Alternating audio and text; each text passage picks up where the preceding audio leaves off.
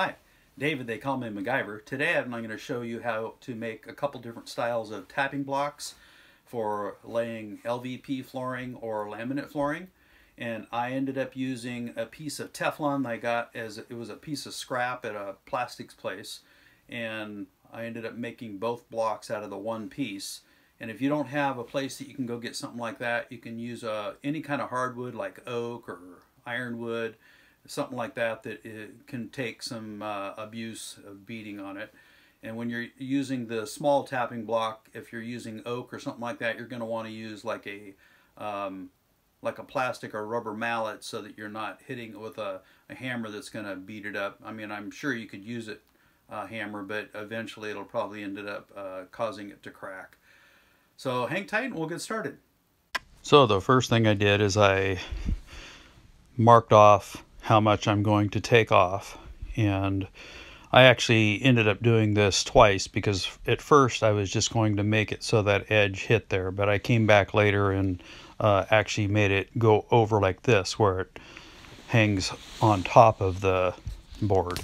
So anyway, after you get your marks, you can set the block right down on your table saw, bring your guard up to it, and that'll be the deepest it needs to go. So you just run it through the saw, and as you run it through, that'll cut your deepest spot. And I just pushed it through, and then I came back with it a little bit away from the guard, so I'm cutting more and just kind of keep doing that until you get the bulk of it off. Then you can go back and forth like this, and it'll kind of dado it out so that you don't have anything in there.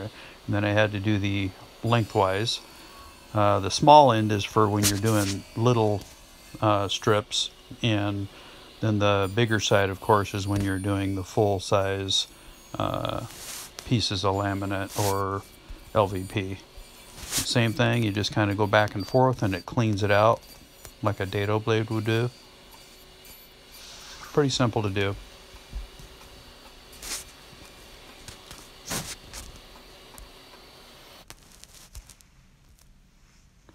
This is the typical tapping block. Now mine, I actually put the step up on it. You can see where it's kind of a double step. And I'll show you here in a second why that is. But anyway, it's double stepped on both the short end and the long end.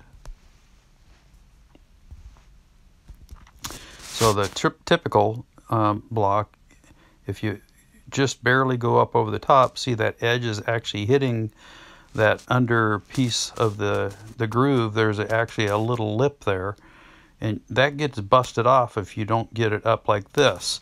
So you can use these universal tapping blocks, but you got to just make sure you get it up all the way. Now on the one I made, it slides up, and see where it's up a little bit, and that's because you might have uneven floors or whatever, nails or little bulge or something, and you just want to make sure you have some clearance so that you're not busting that little lip off of the part that slides in. But that's it, and you can actually use this as a tapping block, the one that you can get online.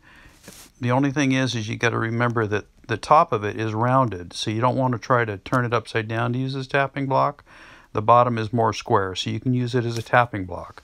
Now on the one I made, it's a nice sharp edge. You can tap with it with the groove towards it. You can tap with it that way, or even upside down, and you're not going to have fear of breaking off that little lip on that groove end.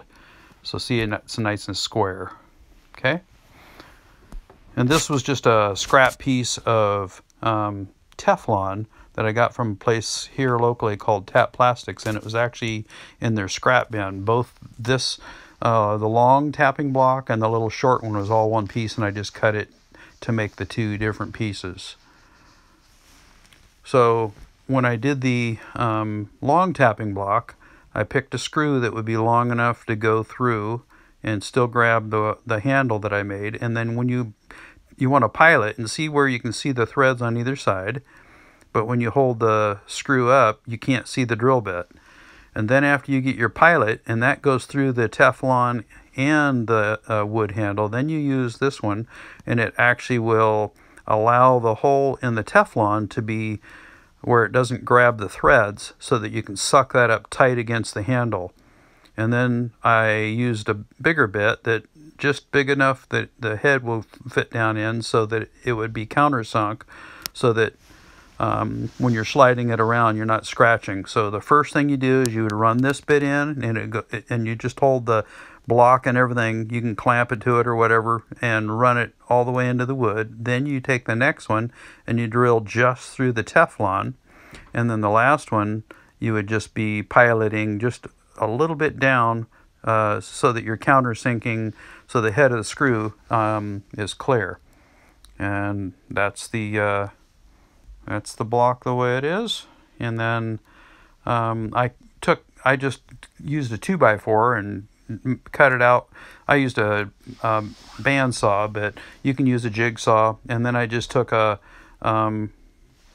belt sander and rounded off the edges so it wouldn't be cutting on my hand. And then on the bottom here, I'm showing you here where it is countersunk in, so that that screw isn't going to scratch anything. Now, I don't know if you have a plastics place that you could go get some of this from, but you could probably use a piece of oak or something like that. Well, I'd like to thank you for watching. Hope that was some good information for you.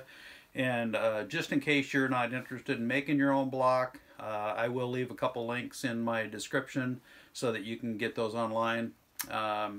If you haven't already subscribed to my channel, please do so. Click the bell icon, and then every time I do a new video, you'll be notified. Again, thanks a lot for watching. You have a great day.